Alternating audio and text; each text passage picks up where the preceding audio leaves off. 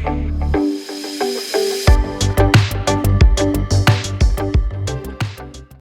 students, welcome to the literature class.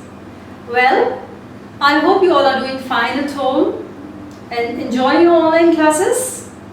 I also hope that you are helping your parents at home now that you are at home for more time. I also advise the tree, the heart of the tree. Look at the title. The poet takes a tree and gives it life. It becomes the heart of the tree. It's written by Henry Kyler Bunner. And let's have a look at his life, his works. Okay. Now he was born in New York in the year 1855. And he became an editor, novelist, a poet. In fact, at a very young age, he mastered the art of effective writing. And he communicated so well to the world what he was thinking, what he was, undergoing, and the world around him. He put forth everything. He is mostly noted for his fiction work and his verses, beautiful verses. In fact, he has given to English literature some of the finest verses and works of fiction.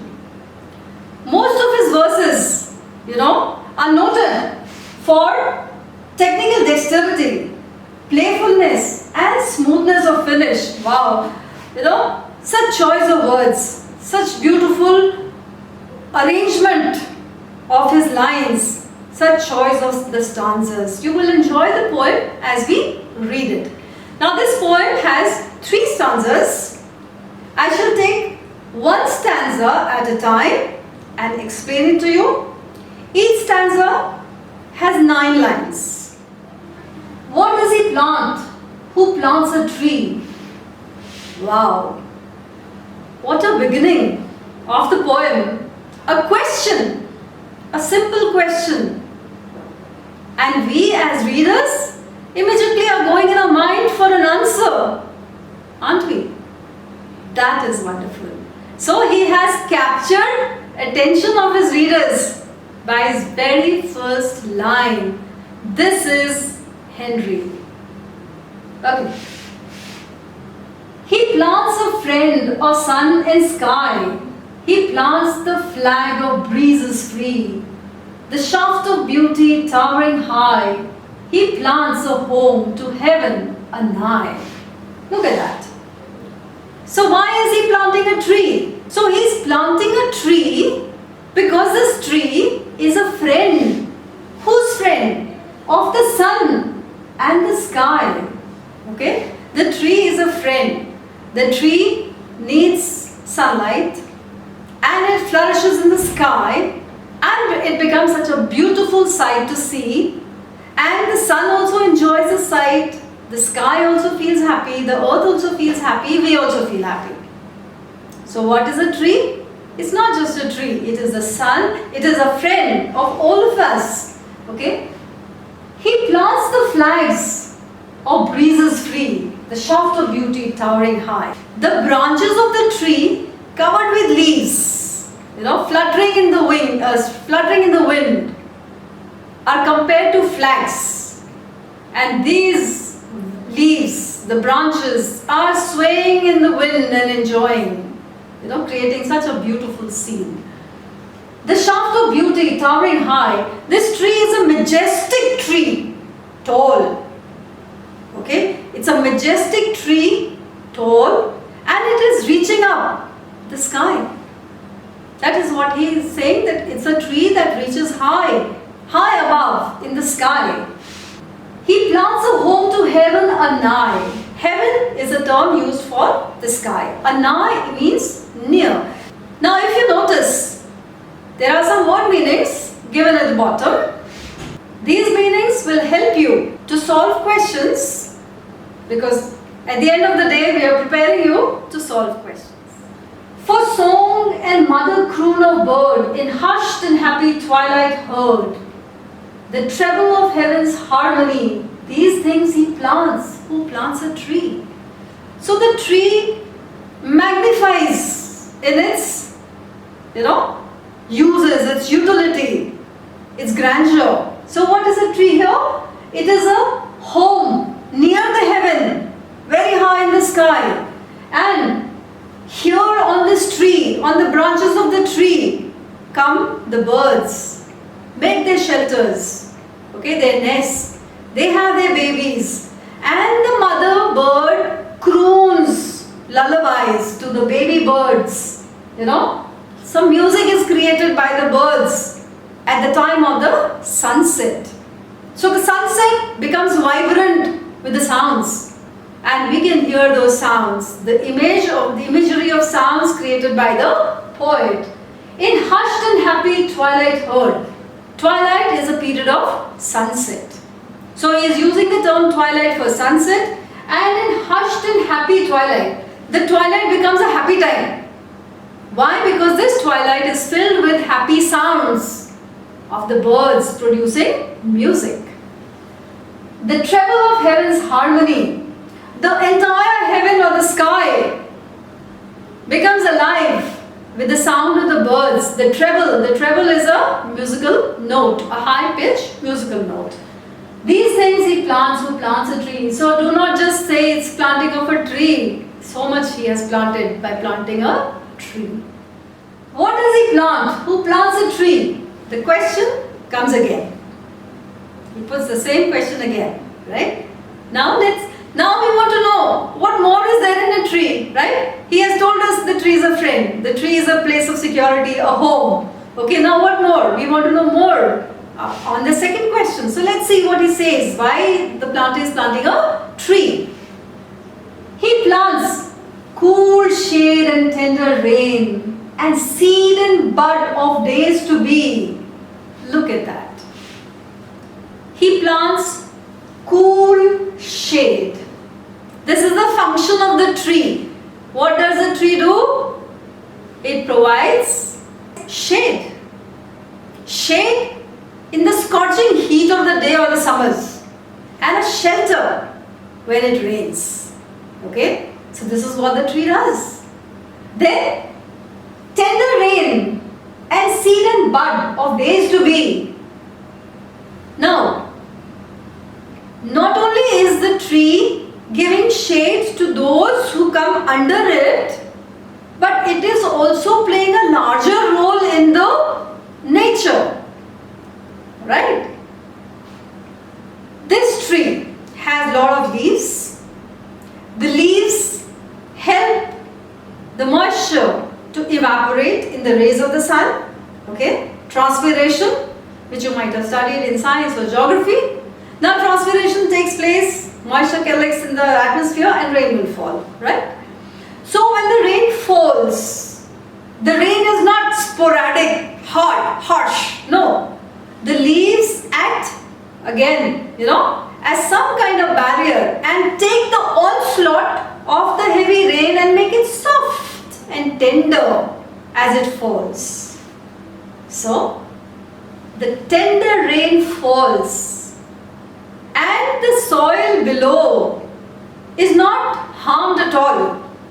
So, the trees help in controlling of soil erosion.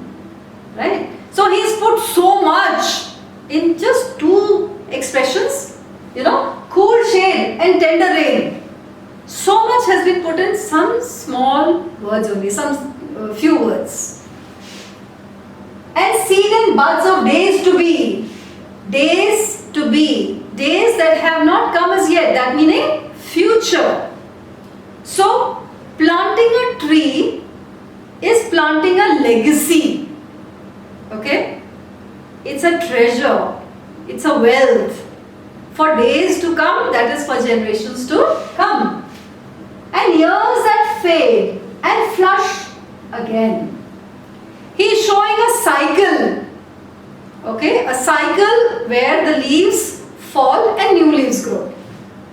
Fade indicates autumn season when the leaves will fall. Okay? Flush. Come up again. New leaves, new life. So that is spring season. So leaves that fade and flush. He plants the glory of the plain. He plants the forest heritage age, the harvest of a coming age.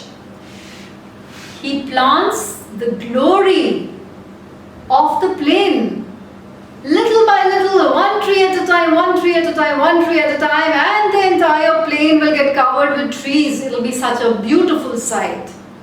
And one fine day it will become a forest.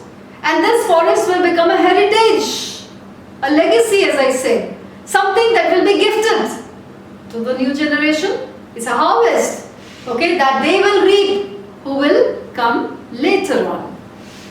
The harvest of a coming age, the joy that unborn eyes shall see, these things he plants who plants a tree. So, the trees that he plants today, he knows that he may not be alive to enjoy the trees, but he's still doing it. Why?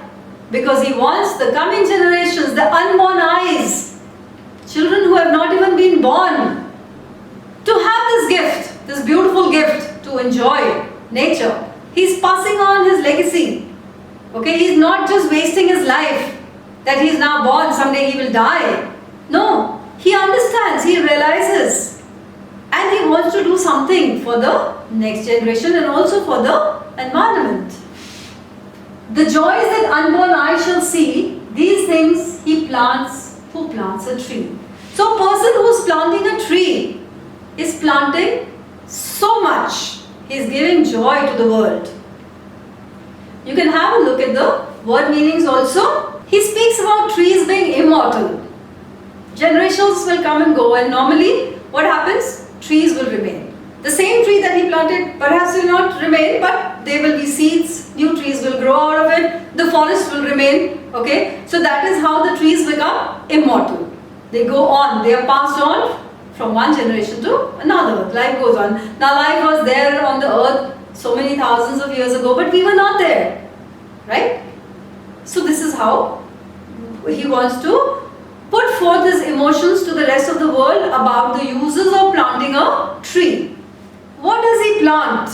Who plants a tree? The question comes again. So, now we wonder that he has already told us, he's already told us why we need to plant a tree. And now what more? What more do we need to know about this? So let's find out. He plants in sap and leaf and wood, in love of home and loyalty. So what is he planting? Now he goes on to a little serious mood. What is he planting? He's planting sap, leaf, wood. These are different parts of the tree. Meaning, a tree is not just a tree. It has so many parts to it. It has so many angles to it. Okay, such a wider connotation to it. It's not just a tree. In love of home and loyalty. Now why is this planter planting at all? He loves his home and he is loyal. Now what is home? The moment we say home, we remember our home. Yes, that's home. But the home is also this entire world, the planet. Now this is the love for planet Earth that makes him plant a tree. Okay? And his loyalty. Loyalty to whom? To the government? To his country? Perhaps no. He's talking of his loyalty to this planet where he has been born. Loyalty to mankind. Loyalty to life.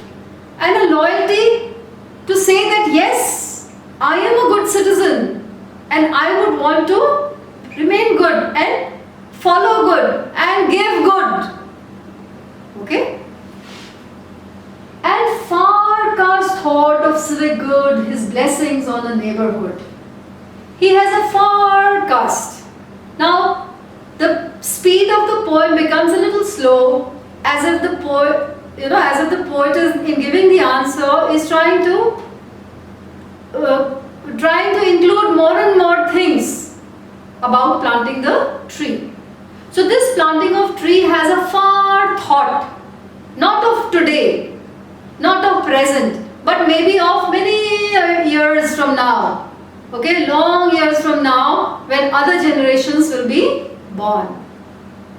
And it is his thought of doing good, good, the civic sense, the civic duty of a citizen.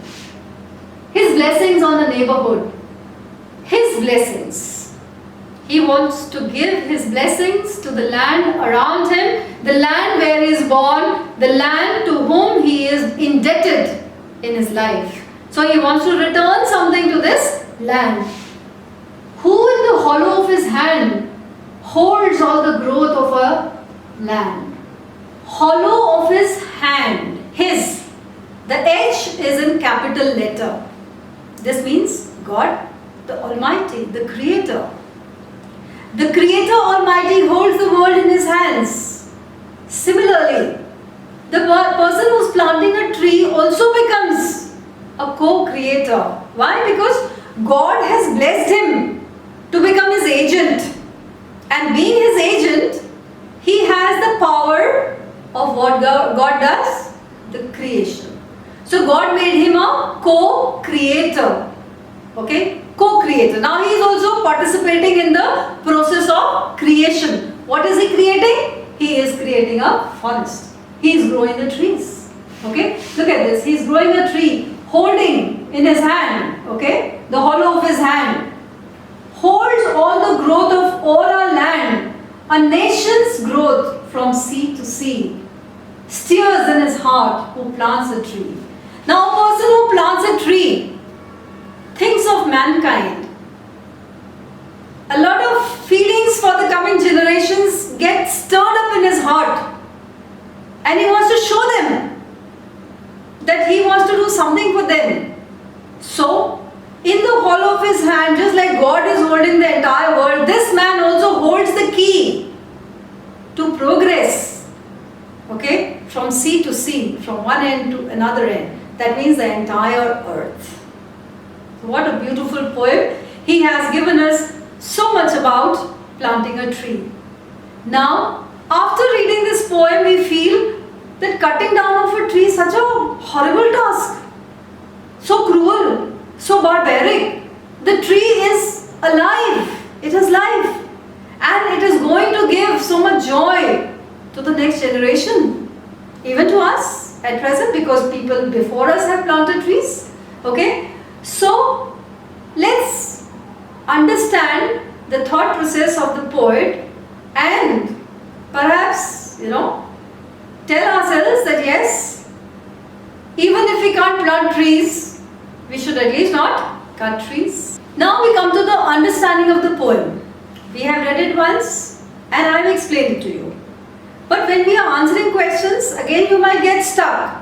Because there will be some questions where you feel that you don't know the answer. Okay? So we will cover up that for you.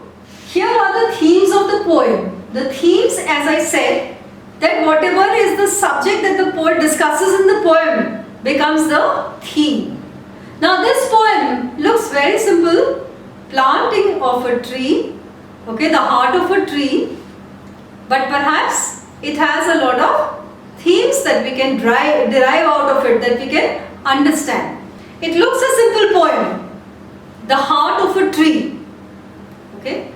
But when we are going to analyze it, we shall find that it has a lot of themes. Let us see.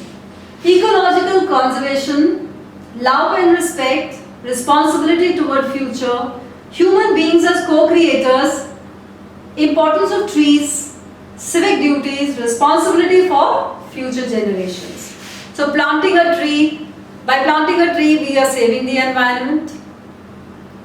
We are going to give a gift to the next generation. We are fulfilling our duties as responsible people, as responsible citizens.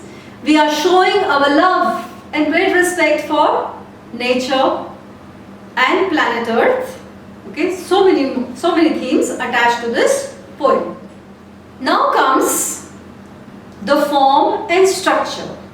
As I said before, it has 3 stanzas and each stanza has 9 lines.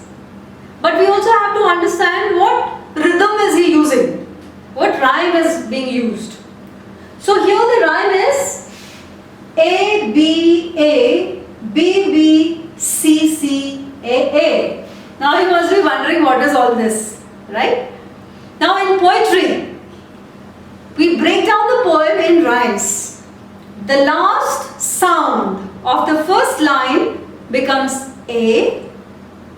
The last sound of line 2 becomes B if it is a different sound. If it is the same sound, it will become AA.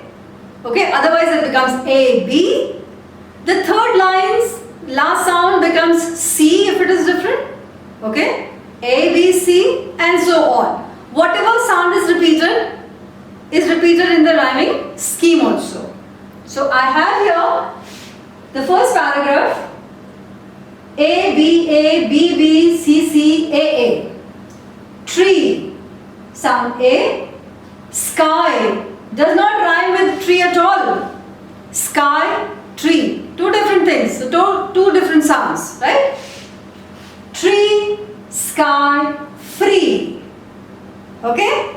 So, tree rhymes with free. So, we have a repetition of sound A. So, A, B, A.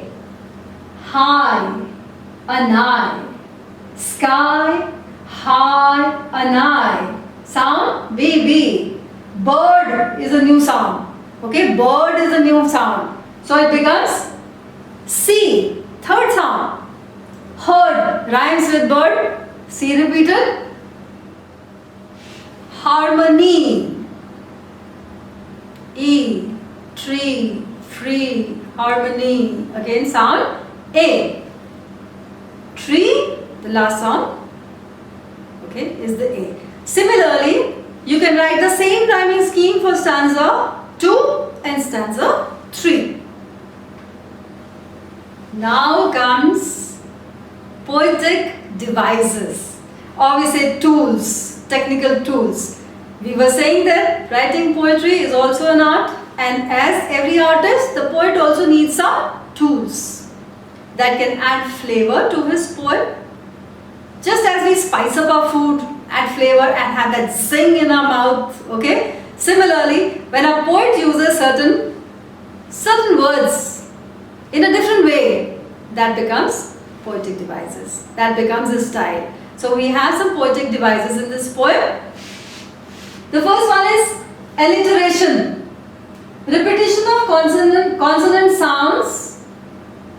And we have this sounds underlined for you. P, P, S, S, H, H. You know? Sounds that are being repeated again and again. The consonant sounds. You remember the vowels and consonants? So these are the consonant sounds that are being repeated to create music. So when you learn it, you know, that music stays. So this is alliteration. Next is personification. Personification. Person. Who's a person? A human being. Now we never spoke of any human being in the poem, right? Personification is a technique where the poet speaks of a non-human, maybe a thing, okay, maybe a living being other than human, as a human person, and gives him the quality of being human. So very title of the poem, The Heart of a Tree. Personification, because the tree has a heart. Till today we never thought the tree could have a heart and emotions just like as we do. But the tree has a heart. And the poet also speaks of the tree as a friend. Okay? So it's personification of the tree.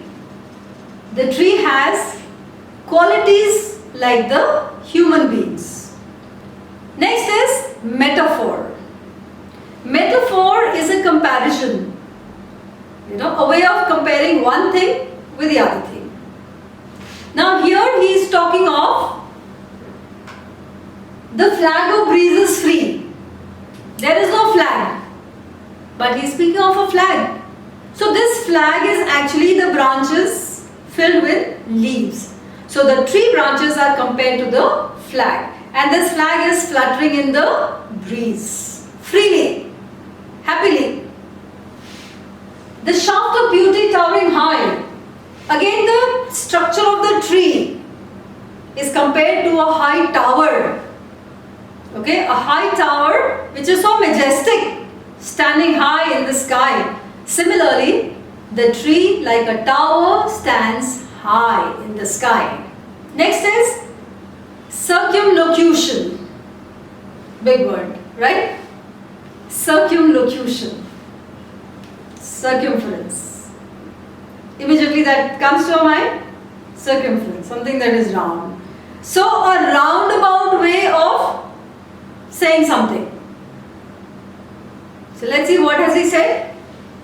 Days to be. Days which are not yet here. Future. So instead of just saying future days, future generation, he says days to be. Unborn eyes. Instead of saying children of the future or those who will be born later, he uses a short term, beautiful term, unborn eyes. So circumlocution. Next, metonymy. Metonymy is the use of one word to describe something. Maybe its own quality, okay, or a word that is related to it here. Something that is related to this, a word, and it describes this word. That is metonymy.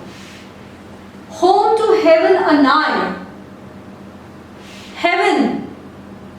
Heaven here is not the place where the gods reside. Heaven here means the sky. So, this is heaven, this is sky. We have used the word heaven to describe the sky. Treble of heaven's harmony. Treble is a musical note. Okay, treble is a musical note. See the joy that unborn eyes shall see. The word unborn is used for children who will be born.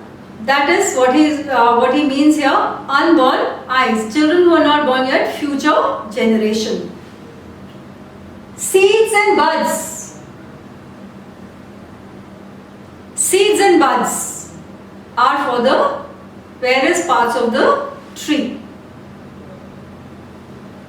Cool shade, tender rain. Instead of saying it provides shade in the heat of summers, or it protects from the rain, or it causes the rain to slow down, he uses this short terms. So this is metonymy. We have the next one, synecdoche. Here, though it is like metonymy, here we are using a part of it. Here we were using a different word to describe this. Now we have this whole thing. Out of this whole thing we just pick up one point and we mean the whole. Right? This becomes synecdoche. So we use a part to describe the whole. He plants in sap and leaf and wood. Sap, the whole tree. Leaf, the whole tree. Wood, the whole tree. So instead of just saying he plants a tree, he is breaking it and trying to make us understand that there are so many things involved. Okay? Unborn eyes. Eyes. Whose eyes? All those children who are not born yet.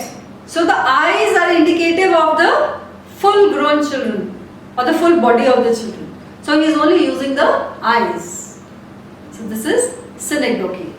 Transferred epithet, an adjective that takes the quality of one noun and gives it to another. The quality of one being transferred to another. Okay. In hushed and happy twilight heard. Hushed and happy twilight. Twilight is sunset. Now how can the sunset have emotions? Okay. How can it be hushed and happy? Well, it is the happiness of the birds or the people who are living around the tree, and at the time of sunset, when everybody is returning to their homes, they become happy, and there are so many sounds being spoken of, so many chirping of the birds going on, crooning of the mother birds going on, where they sing lullabies for their baby birds, so much of happy sound coming. So that twilight period comes alive with the sound of happiness. So the happiness in the words hushed and happy is transferred to the word twilight. The twilight itself cannot be happy. Polysyndeton. Another difficult term, polysyndeton. It is a repetition of conjunctions instead of using commas. He plants in saps and leaf and wood. Repetition of conjunctions. We have learned conjunctions in language. And, but, so, because, for. These are conjunctions. And over here he is using the conjunction and. In the entire poem, there is a lot of use of the word and. Okay? An adjective or phrase that expresses a quality or attribute regarded as characteristics of the person or thing mentioned. Some quality which is special of the thing or the person we are talking about. Here we are talking about the tree. What is the specific or the special quality of the tree? It is glory of the plain. Now if there were no trees, the plain would not look beautiful. So what is a tree? It is the glory of the plain. So this is an epithet, a name attached to the tree. Forever. Okay, forever attached. What is a tree? It is the glory of the plain. Forest heritage. The tree is not a single tree. By and by there are going to be trees, thousands and thousands of trees to have a whole forest. So one tree is representative of the entire forest. So it's a heritage. And a heritage is something that we protect. A heritage is something that we feel good about. We try to show it off, we preserve it. We preserve it because it is heritage. We don't want it to get spoiled. So the trees are also heritage, the forest is a heritage, and the tree here gets the special quality, the heritage. Anaphora. Anaphora is the repetition of certain words in the beginning of every line. Okay, next line, next line, next line. So this is a kind of device where the poet is trying to draw attention of the readers again and again to something. Again and again. He says, as seed and buds of days to be, and years that fade and flush again. First line and the second line also begins with and. So he is going to add up to it. Then he plants the glory of the plain, he plants the forest heritage. He plants. So we are made to see this person. He plants. So we can see he plants. Again he says he plants. Again we'll see he plants. Lot of images, sound images, visual images created for us to understand this poem, to enjoy this poem. Next comes hypophora. Hypophora is the technique of presenting a question. Okay?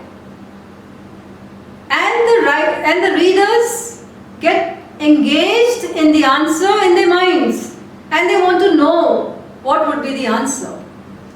Okay? Then if this technique is repeated in the poem again and again, it becomes a refrain. Over here we have this refrain. What does he plant? Who plants a tree? So here this is a repetition. In this poem he makes use of this refrain. What does he plant? Who plants a tree? At the beginning of every stanza. So this becomes a refrain. Okay? And this is hypophora. So these are the various techniques which the poet has used in this poem.